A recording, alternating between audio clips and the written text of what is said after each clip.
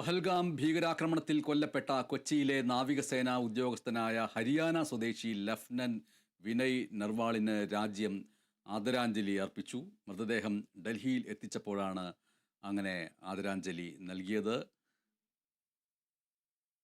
നിറമിഴികളോടെയാണ് ഭാര്യ ഹിമാൻഷി വിനയ്ക്ക് വിട നൽകിയത്. ഉന്നത നാവികസേനാ ഉദ്യോഗസ്ഥർ ഡൽഹി വിമാനത്താവളത്തിലെത്തി അന്ത്യോപചാരം അർപ്പിച്ചു. ഡൽഹി മുഖ്യമന്ത്രി രേഖ ഗുപ്തയാണ് മൃതദേഹം ഏറ്റുവാങ്ങിയത്. ആദ്യം ഭാര്യ വിലപിച്ചു, അവർ കരഞ്ഞു. പക്ഷേ അവസാനം ജയ് ഹിന്ദ് വിളിച്ചാണ് ഹിമാൻഷി വിനയ് നർവലിന് അഭിവാദ്യം നൽകിയത്. വിനയ് എക്കാലവും എൻ്റെ ഉള്ളിൽ ജീവിക്കും എന്ന് ഹിമാൻഷി പറയുകയുണ്ടായി. വിനയുടെ മൃതദേഹം ഏറ്റുവാങ്ങുന്ന ഹിമാൻഷിയുടെ ദൃശ്യം അവിടെ കൂടെ ഉണ്ടായിരുന്നവരുടെയും കണ്ണുകൾ നിറച്ചു.